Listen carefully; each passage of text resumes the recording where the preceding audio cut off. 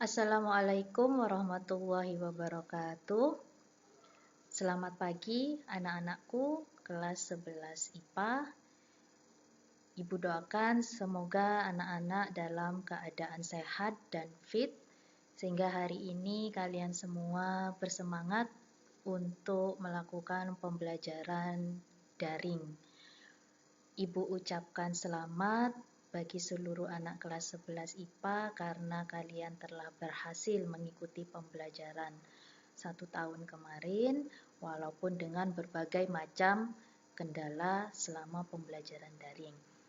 Semoga kedepannya kita semua bisa melakukan yang terbaik untuk bisa menciptakan pembelajaran daring yang baik, yang efektif, dan menyenangkan.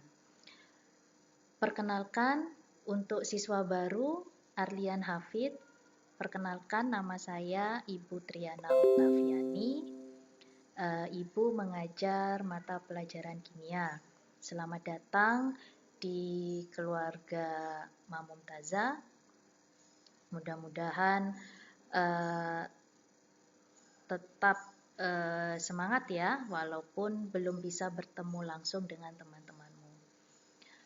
Oke, hari ini Ibu sudah menyampaikan kontrak belajar, di mana di situ Ibu berikan materi-materi apa yang akan kalian pelajari 1 semester ke depan di kelas 11.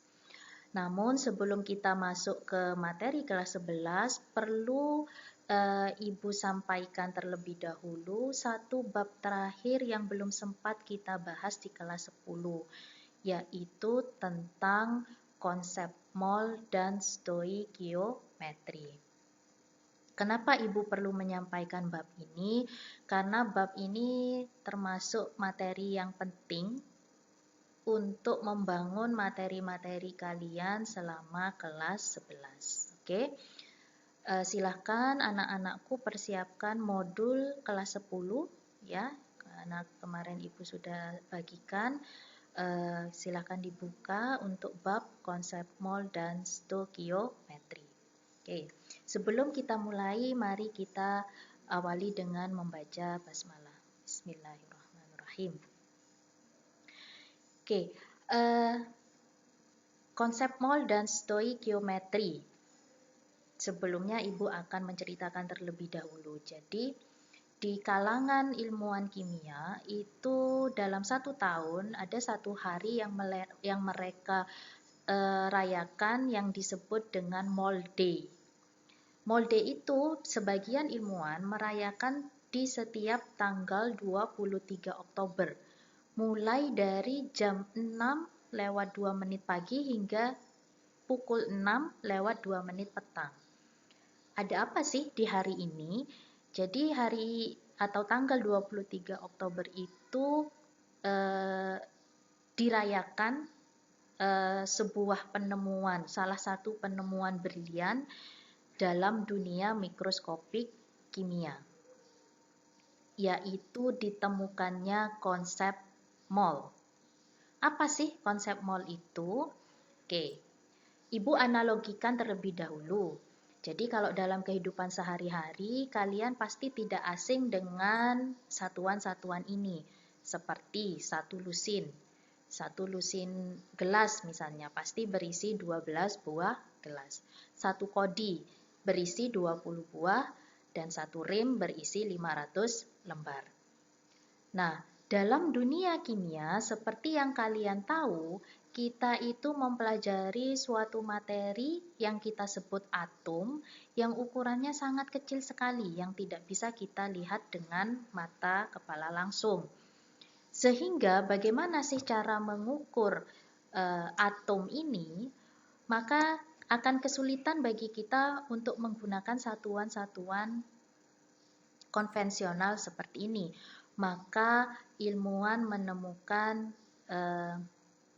istilah atau satuan baru yang disebut dengan satuan mol. Ya, kenapa kita perlu menggunakan satuan mol ini? Karena Atom itu ukurannya seperti yang kalian tahu sangat kecil sekali. Bayangkan saja, misal saya beri contoh, 1 butir garam, ya 1 butir garam. Itu saja sudah mengandung 1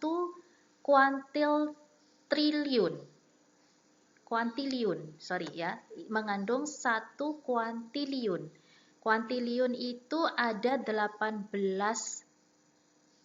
digit 0 setelah angka 1. Jadi bisa bayangkan nggak, itu baru 1 butir ya.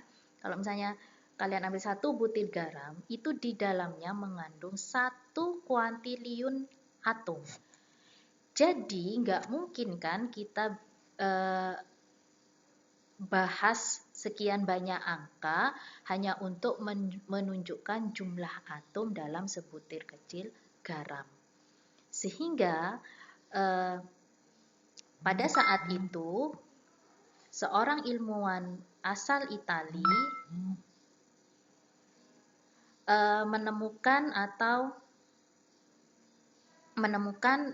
mengukur bahwa 1 mol zat itu ternyata mengandung 6,02 kali 10 pangkat 23 atom. Jadi terukurlah bahwa 1 mol zat itu mengandung 6,02 kali 10 pangkat 23 atom. Angka ini mulai sekarang kita sebut dengan bilangan Avogadro. Untuk mengenang nama beliau, yaitu untuk menghormati penemuan beliau, yaitu seorang ilmuwan bernama Amedeo Avogadro. Sehingga 1 mol apapun itu pasti mengandung 6,02 kali 10 pangkat 23 partikel. Ya.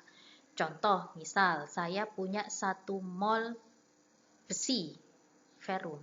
Itu di dalamnya berisi 6,02 kali 10 pangkat 23 atom. Ya, karena besi di sini dalam bentuk atom.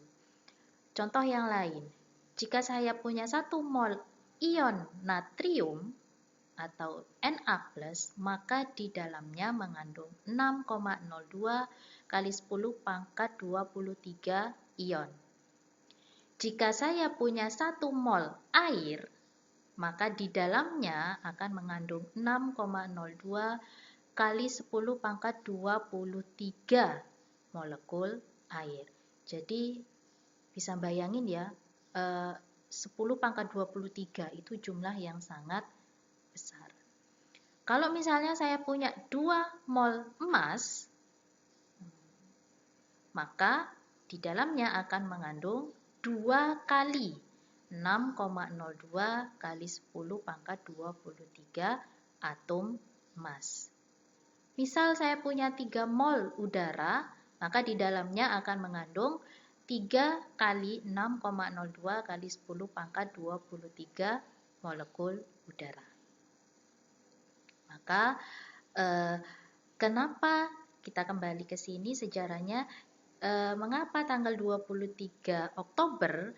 Karena 23 Oktober ini melambangkan 10 pangkat 23.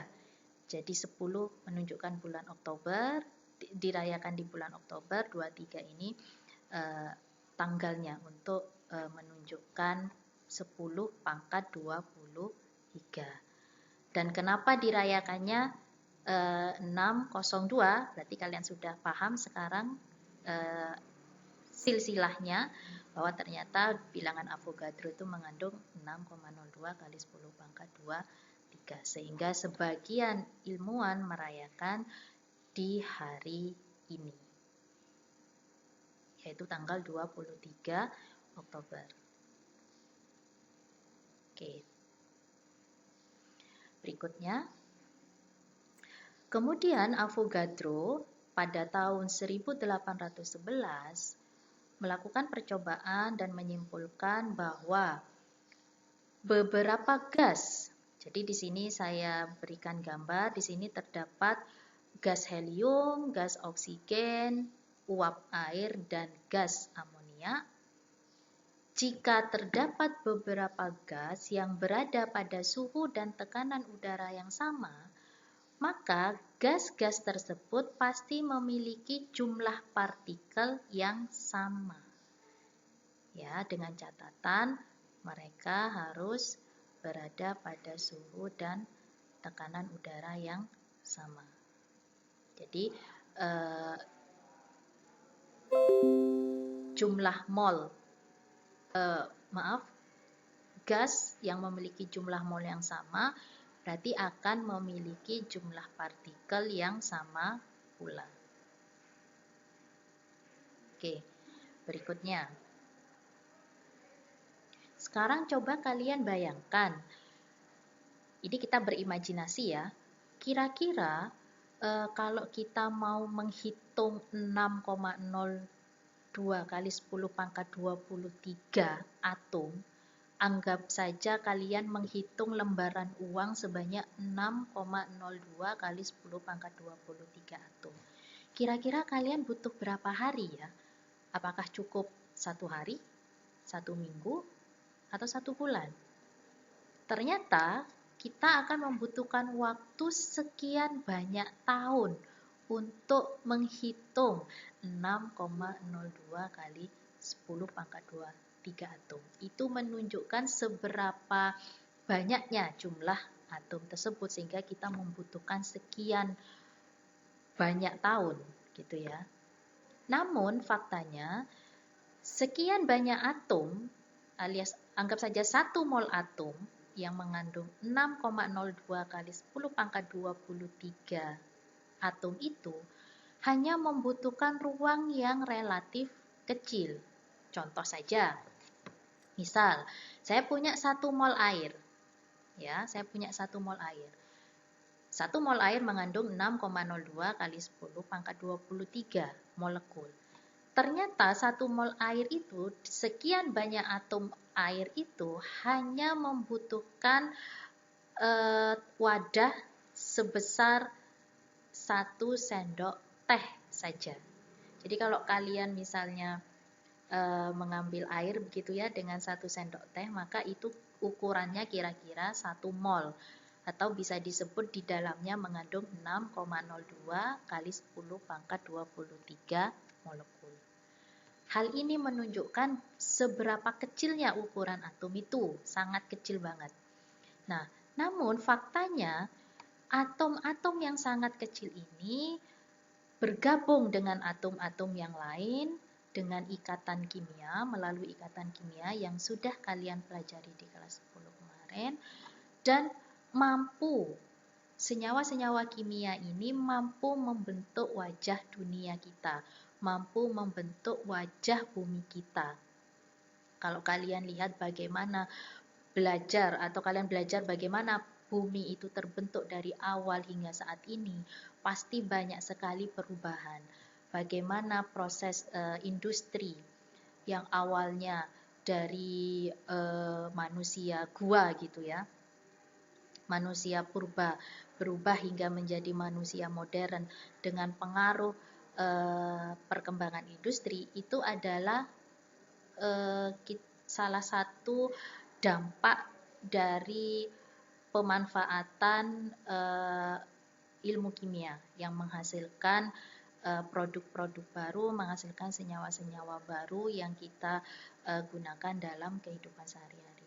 Jadi bayangkan bagaimana makhluk yang kecil ini yang kita sebut atom ini bisa memberikan efek yang luar biasa bagi kehidupan kita. Baik itu efek negatif ataupun efek positif. Semua kembali kepada kita manusia, seberapa bijaksana kita untuk menggunakan zat-zat tersebut sesuai dengan fungsinya masing-masing gitu ya. Jadi ini hanya menunjukkan bahwa hal yang kecil, atom itu ternyata memberikan efek yang luar biasa. Oke. Berikutnya kita lanjutkan. Mungkin kalian bertanya, kira-kira 1 mol zat, Tadi disimpulkan bahwa satu mol zat apapun itu memiliki jumlah partikel yang sama, yaitu 6,02 kali 10 pangkat 23. Mungkin kalian bertanya, apakah satu mol zat yang berbeda dari beberapa zat yang berbeda akan memiliki massa yang sama? Itu sebenarnya analoginya seperti ini. Apakah satu lusin gelas massanya akan sama dengan satu lusin piring? Nah, itu kalian bisa bandingkan. Tentunya di sini ada beberapa unsur yang berbeda. Di sini ada 8 unsur ya, ada seng, karbon, magnesium, dan seterusnya. Yang semuanya ini terukur 1 mol. Jadi ini 1 mol seng, 1 mol belerang, 1 mol silikon, dan seterusnya. Setelah ditimbang, ternyata mereka memiliki massa yang berbeda-beda. Jadi 1 mol zat memiliki jumlah partikel yang sama, namun mereka memiliki massa yang berbeda. Nah, pertanyaan berikutnya. Berapakah massa tiap mol unsur-unsur di atas? Dan bagaimanakah cara menghitung massa masing-masing unsur di atas? Nah, itu mungkin pertanyaan yang timbul dalam benak kalian. Oke, kita lanjutkan. Untuk menjawab pertanyaan ini, maka saya perlu sampaikan tentang massa atom relatif yang kita singkat dengan AR. Massa atom relatif atau istilah lainnya massa molar. Massa molar itu massa tiap 1 mol zat. Ya, massa tiap 1 mol zat. Nah, menghitung massa atom tentunya tidaklah sama seperti kalian menghitung gula, menghitung beras dengan menggunakan alat ukur sehari-hari yang biasa kalian temukan. Tentunya tidak bisa. Di sini ada alat khusus yang digunakan yaitu spektrometer massa. Kurang lebih alatnya seperti ini. Nanti kalian bisa searching ya di Google kalau ingin tahu lebih detail tentang bagaimana penggunaan spektrometer massa. Jadi spektrometer massa ini fungsinya untuk menghitung massa atom ya, untuk menghitung massa atom. Nah, karena atom adalah partikel yang sangat kecil, maka digunakanlah satuan lain yang khusus untuk atom yang kita sebut dengan SMA atau satuan massa atom. Di mana ilmuwan sepakat bahwa 1 SMA itu sama dengan massa dari 1 atom karbon dibagi 12. 12 ini nomor massa atomnya ya. Yang akhirnya ditemukan 1 SMA itu sama dengan 1,66 kali 10 pangkat min 24 gram. Ya, jadi SMA itu 1 SMA itu kecil banget, 1,66. Ini bayangkan ya, 1,66 kali 10 pangkat min 24 gram. Nah, angka ini otomatis akan sangat akan menyulitkan bagi kita dalam perhitungan ke depannya. Maka mulai sekarang yang akan kita gunakan adalah satuan SMA ya. Kita tidak menggunakan 1, kalau misalnya kalian mau merubahnya ke gram, silahkan untuk mengetahui berapa pastinya masanya. Jadi mulai sekarang kita gunakan satuan SMA. Nah, pengukur massa itu artinya membandingkan massa suatu benda dengan benda lain. Jadi pasti ada pembandingnya. Misalnya kalian mau menimbang, misalnya di pasar ya, mau menimbang 1 kilogram gula. Nah, maka 1 kilogram gula itu massanya akan sama dengan massa anak timbangan yang massanya 1 kilo. Berarti ada pembandingnya, yaitu anak timbangan yang 1 kilogram tadi. Hal ini juga berlaku untuk menentukan massa atom. Jadi unsur di alam itu kan banyak. Nah, untuk menentukan massa atom yang lain, maka atom karbon di sini dijadikan sebagai standarnya. Sehingga ditemukanlah formula massa atom relatif suatu unsur, misalnya saya simpulkan X, itu dirumuskan sama dengan massa rata-rata satu atom atom X ini terserah unsur apa saja, dibagi 1/12 kali massa satu atom karbon 12. Oke. Lebih sederhananya, massa atom relatif ini itu sebenarnya ditunjukkan oleh nomor massa. Kalian kelas 10 kan sudah belajar tentang notasi unsur. Misal saya punya kalsium.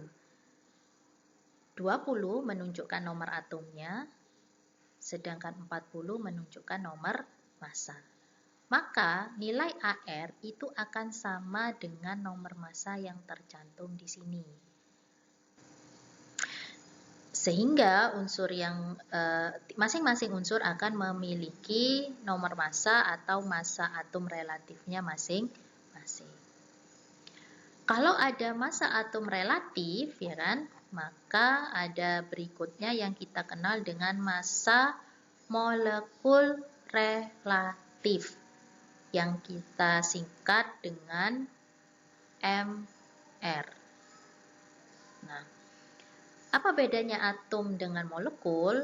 Sudah tampak ya, kalau atom itu berarti massa untuk satu atom saja. Sedangkan molekul berarti dia jumlah massa dari seluruh atom-atom penyusun dalam suatu molekul. Contoh,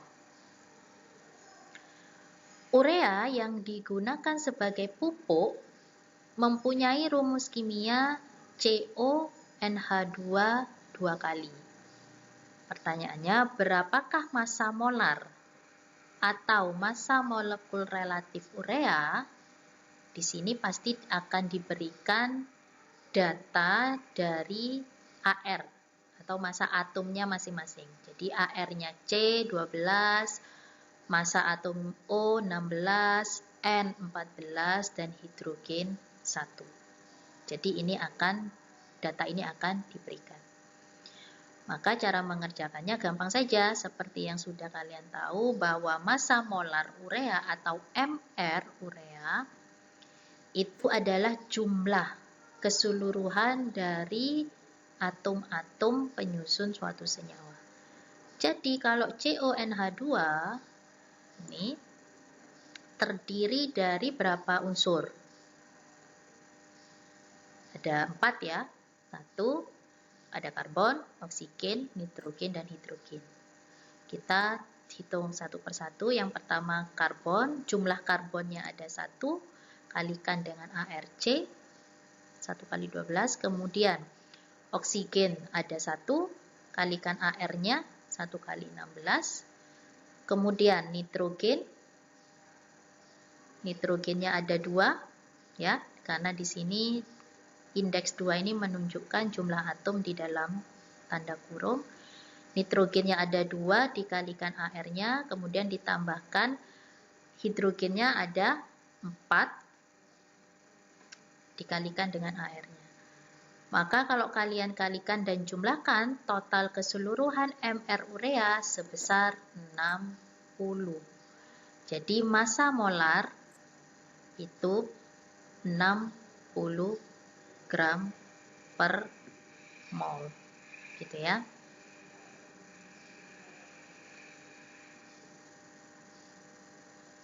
Oke, sampai sini mudah-mudahan kalian paham bagaimana cara menghitung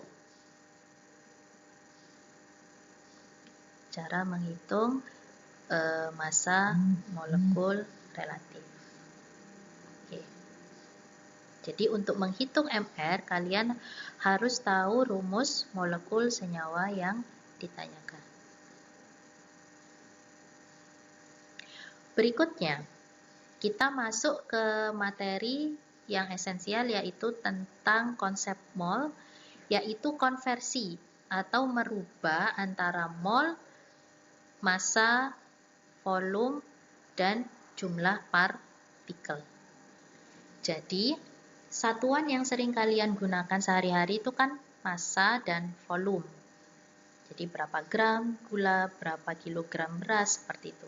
Kemudian volume berapa liter bensin, berapa liter air, itu adalah satuan yang sering kalian gunakan dalam kehidupan sehari-hari. Namun dalam dunia kimia itu adalah, kita menyebutnya dunia mikroskopik, karena kita belajar tentang atom yang ukurannya sangat kecil dan tidak bisa kita lihat dengan kasat mata. Maka kita perlu satuan baru, yaitu satuan mol, ada satuan mol dan ada satuan jumlah partikel. Nah, keempat satuan ini saling berhubungan. Bagaimana? Seperti yang saya tunjukkan di gambar. Jadi, mol, kalau misalnya disimbolkan itu berupa N kecil, disimbolkan dengan N kecil. Mol di sini akan menjembatani antara jumlah partikel, massa, volume, jumlah partikel, massa, dan volume. Jadi, mol di sini kita bisa menghitungnya atau mencarinya dengan beberapa rumus yang berbeda. Yang pertama, jika di soal diketahui jumlah partikel, maka untuk mencari molnya kita gunakan mol sama dengan jumlah partikel dibagi 6,02 kali 10 pangkat 23. Namun, jika di soal mungkin ditanyakan berapa massa suatu senyawa, maka kita bisa menggunakan rumus mol sama dengan massa dibagi AR atau MR, tergantung apakah dia berupa atom ataukah berupa molekul. Kemudian, kalau di soal diketahui atau ditanya volumenya, maka kita gunakan rumus mol sama dengan volume dibagi volume molar. Oke. Nah, rumus ini memiliki dua kondisi yang berbeda. Kondisi yang pertama kita sebut dengan STP. STP itu singkatan dari Standard Temperature and Pressure, di mana suhunya sama dengan 0 derajat Celcius dan tekanan udara sama dengan 1 atmosfer. Maka volume molar yang kita gunakan itu adalah 22,4 yang memiliki satuan liter per mol. Jadi artinya dalam 1 mol senyawa dia mengandung volume sebesar 22,4 liter. Jadi 22,4 liter sekali lagi kita gunakan jika kondisi senyawa berada dalam kondisi STP, suhu 0 derajat Celcius dan tekanan 1 atmosfer. Kondisi yang kedua adalah RTP atau Room Temperature and Pressure, di mana suhunya adalah 25 derajat Celcius dan tekanan udaranya 1 atmosfer. Maka volume molar yang kita gunakan nilainya sebesar 24,4 liter per mol. Nilai-nilai ini adalah nilai berdasarkan percobaan yang dilakukan oleh ilmuwan. Berikutnya, bagaimana jika kondisinya tidak standar dan juga bukan kondisi ruang, bukan kondisi RTP? Maka untuk menentukan molnya kita gunakan rumus yang berbeda, yaitu mol sama dengan tekanan udara P kali volume dibagi R. R itu tetapan gas ideal dikalikan suhu, di mana suhu di sini harus dalam satuan Kelvin.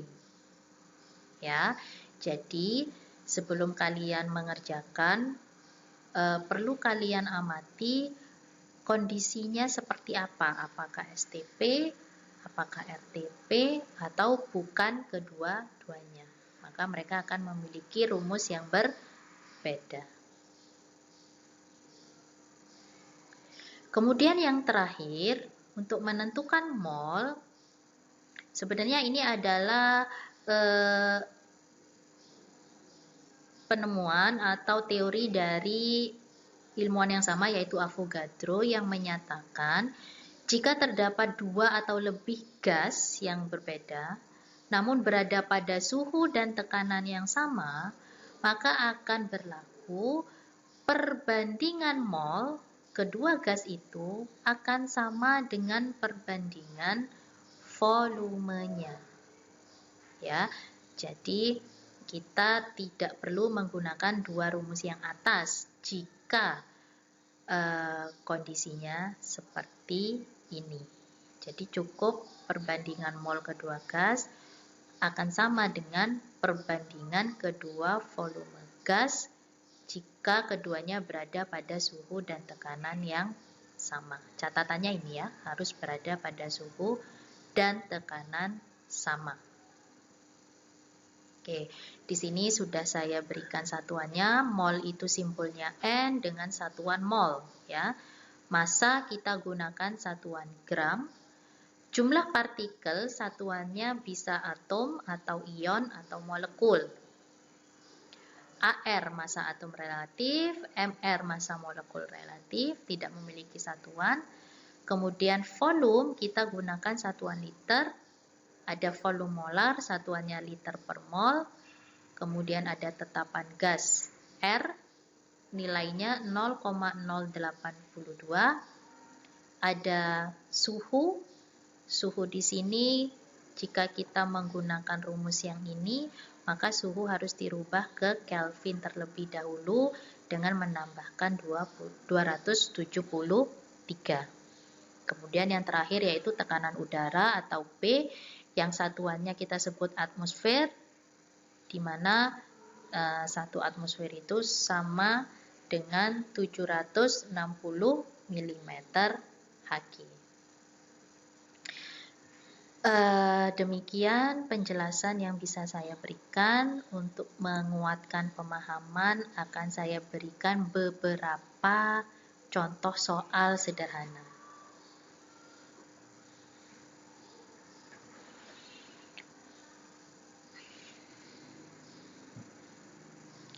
Oke, contoh soal pertama.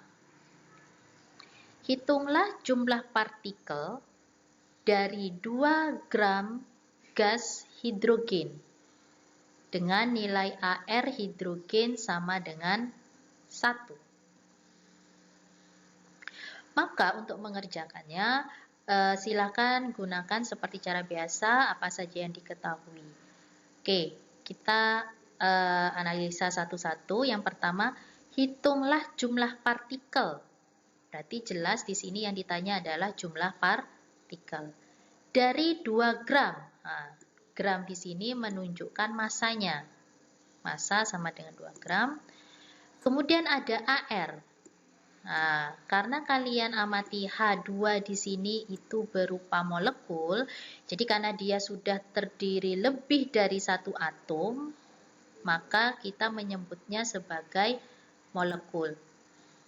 Nah, molekul di sini maka perlu kita menghitung MR-nya, massa molekul relatifnya, yaitu 2 kali 1. Ya, 2 di sini menunjukkan jumlah atom hidrogen, sedangkan 1 di sini adalah AR hidrogen. Sehingga ditemukan MR-nya adalah 2 gram per mol.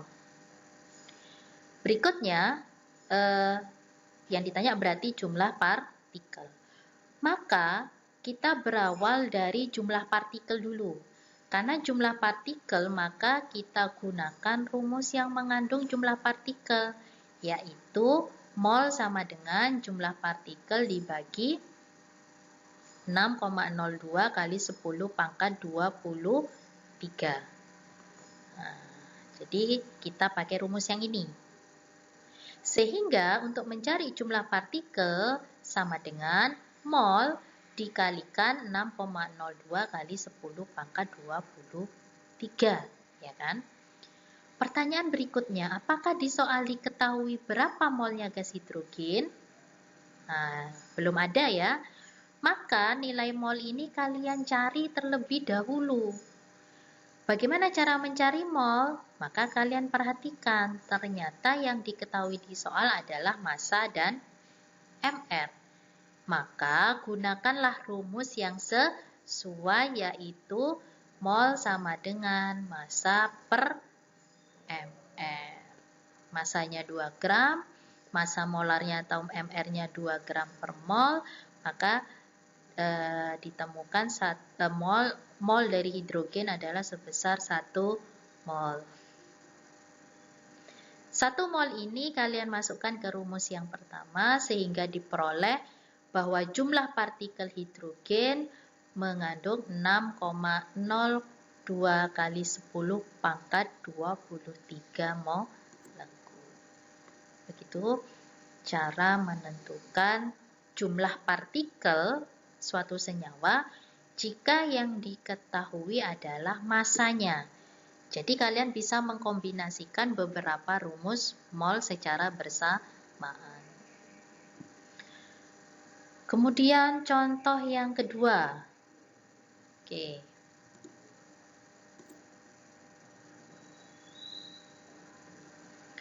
Hitunglah volume gas karbon dioksida yang di dalamnya mengandung 12,04 kali 10 pangkat 23 molekul pada kondisi STP. Ingat tadi ya, STP itu standar temperature and pressure. Maka kalian tulis terlebih dahulu apa saja yang diketahui. Di sini sudah jelas bahwa yang diketahui adalah 12,04 10 pangkat 23 molekul. Ingat, molekul itu adalah satuan dari jumlah partikel. Kemudian pada kondisi STP. STP itu kondisi 1 atmosfer dan suhu 0 derajat Celcius. Yang ditanya adalah volume. Maka kalau yang ditanya volume dalam kondisi STP, maka rumus yang digunakan adalah mol sama dengan volume dibagi 22,4.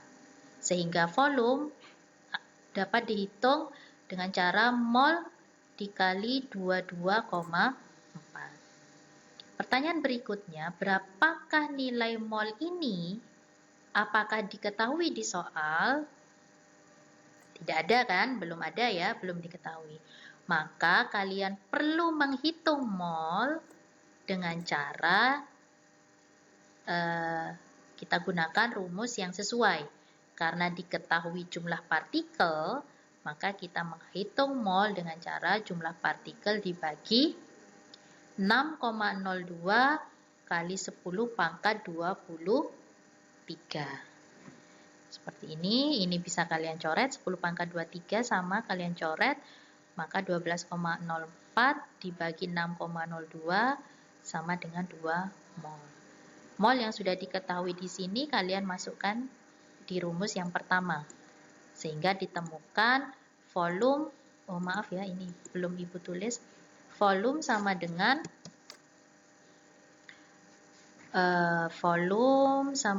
2 mol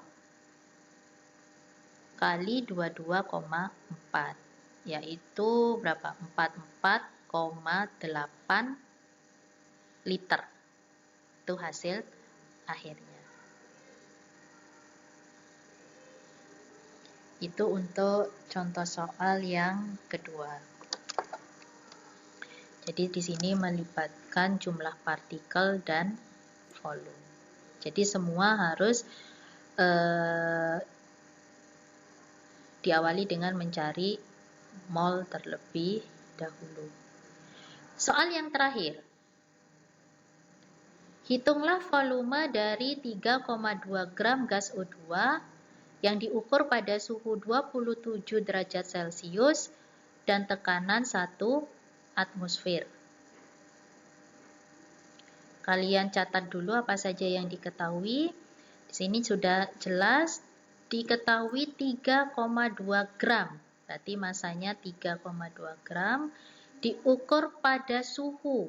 Nah, kalian perhatikan. Suhu 27 derajat Celcius itu bukan kondisi STP dan juga bukan kondisi RTP. Kita cek lagi. STP itu harus 0 derajat, RTP itu harus 25 derajat. Berarti kondisinya bukan STP dan RTP. Berarti di sini kita gunakan rumus yang berbeda dari rumus yang ini.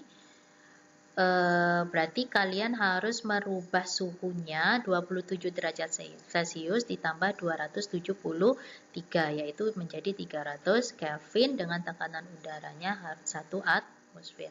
Yang ditanya adalah volumenya, hitunglah volume gas oksigen.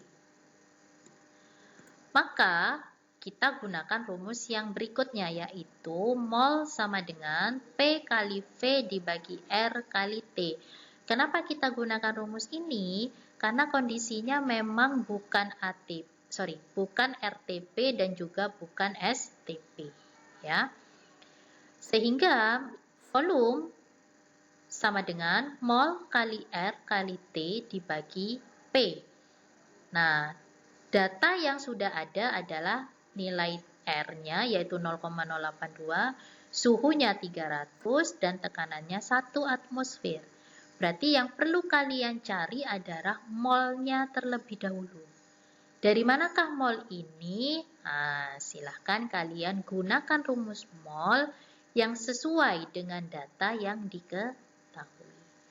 Karena data yang diketahui berupa massa, kalau ada massa pasti kalian bisa menghitung MR-nya, maka kita gunakan rumus mol sama dengan massa per MR, yaitu 3,2 per 32 dihasilkan 0,1 mol.